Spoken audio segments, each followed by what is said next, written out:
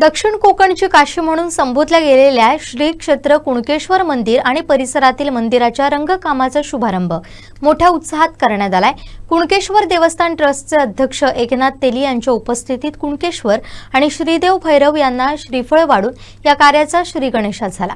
रंगकामाच्या शुभारंभावेळी बोलताना अध्यक्ष एकनाथ तेली म्हणाले की मंदिर परिसराच्या सौंदर्यीकरणासाठी सुमारे 25 लाख रुपये खर्च केले जाणार आहेत। हे काम पालकमंत्री नितेश राणे यांच्या मार्गदर्शनाखाली आणि त्यांच्या विशेष सहकार्यातून पूर्ण होत आहे। त्यामुळे कुणकेश्वरचे सरपंच महेश तामणकर, देवस्थान ट्रस्टचे उपाध्यक्ष गणेश वाळके, खजिनदार उदय पेडणेकर, व्यवस्थापक रामदास तेजम आणि ग्रामस्थ उपस्थित होते।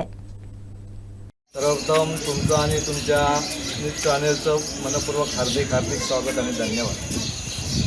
एक मोठा आनंद आणि एक जोश इथं काम करताना जो आम्हाला एक ताकद देण्याचं जे काम आमचे सन्माननीय पालकमंत्री नितेशजी राणे साहेब, कॅबिनेट मंत्री यांनी जे आम्हाला आत्ताच तुम्ही म्हटल्याप्रमाणे हे पूर्ण जी छोटी मोठी काही मंदिरे आहेत आणि सगळ्यात मोठं मंदिर हे आतून कलर काम, बाहेरून कलर काम, त्याचप्रमाणे पूर्ण कंपाऊंडला म्हणजे हा पूर्ण भाग परिसर हा पूर्ण जगमगाट होऊन सगळं म्हणजे त्याला काय म्हणायचं त्या पद्धतीला एवढं सुंदर काम या ठिकाणी होणार आहे। ते सुद्धा आमचे जे पालकमंत्री आहेत त्यांच्या बहुमोल मार्गदर्शन आणखीन त्यांच्या प्रचंड सहकार्यातून या ठिकाणी ते काम होणार आहे।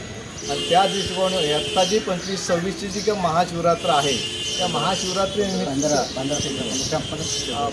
25-26ची जी महाशिवरात्र आहे ती 15, 16, 17 फेब्रुवारी या यात्रेच्या निमित्त देवस्थान ट्रस्ट, ग्रामस्थ, ग्रामपंचायत यांच्या सगळ्यांच्या वतीने या ठिकाणी कामं चारी बाजूने चालू आहे।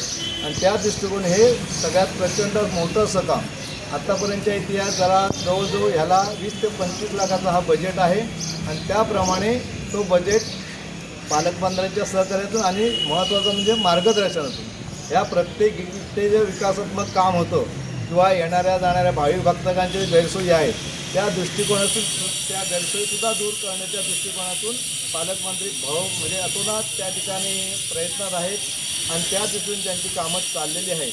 महत्त्वाचं सांगायचं म्हणजे ज्या काय त्रुटी आहेत, ज्या काय समस्या आहेत त्या मार्गस्थ करण्यासाठी त्यांनी आटोकाट प्रयत्न करण्याचा प्रयत्न केलेला आहे। आणि त्या दृष्टिकोनातून हे उद्या येणाऱ्या महाशिवरात्रीच्या निमित्ताने हे महत्त्वाचं काम आहे। बाकी चारी बाजूनी कामं चालूच आहेत।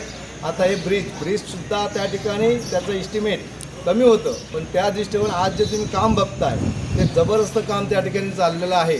मग तेही त्यांच्या मार्गदर्शन चाललेलं आहे। म्हणजे अशा प्रकारचे प्रत्येक काम आता रेडी रेवसचा हा जो पूल आहे जवळजवळ 160 कोटीचा ब्रिज आहे, हे सर्वात महत्त्वाचं मोठं काम पालकमंत्र्यांनी त्या ठिकाणी इथंसुद्धा मिटिंग घेतल्या, ओरसला मिटिंग घेतल्या आणि मंत्रालयातसुद्धा मिटिंग घेतल्या। इथल्या कुठल्याही पावित्र्याला धक्का बसणार नाही ह्याच्या एवढी मोठी काळजी आमच्या ग्रामस्थांप्रमाणेच पालकमंत्र्यांनी घेतलेली आहे। आणि सांगायचं म्हणजे हे सगळं काम करत असताना आमचे ग्रामस्थसुद्धा हिरिरीने हातात हात घालून खांद्याला खांदा लावून आमच्याबरोबर उतरले आहेत आणि उतरत आहेत। आणि इथली जी काय कामं आहेत, इथल्या ज्या काय गरजू आहेत त्या मार्गस्थ करण्याच्या दृष्टिकोनातून हे जोरात काम चारी बाजूने चालू आहे। आणि या निमित्ताने येणाऱ्या 15, 16, 17 फेब्रुवारी जे शंभूच्या आमच्या उद्यास्थानाचा जो मोठा उत्सव आहे, महामहोत्सव आहे, त्या महामहोत्सवाला येण्यासाठी आपण सर्वांनी आनंदात आजच तयारीला लागा। येणाऱ्या ज्या देवसर आहेत त्या देवसरांनाही मी आवाहन करतो की त्यांनी लवकरात लवकर आपले नोंदणी करावी आणि त्यांनी आनंदात, उत्साहात, भक्तिमय वातावरणात गुढी पताका, तोरणं, रांगोळ्या अशा प्रकारचा तो ऐतिहासिक जो काय मागच्या यात्रेला जो काय पूर्ण जिल्ह्यामध्ये भक्तिमय वातावरण जे निर्माण झालं होतं ते वातावरण यावेळेलासुद्धा त्याच्याही चौपटीत निर्माण होईल अशा प्रकारचं वातावरण जिल्ह्यामध्ये आहे।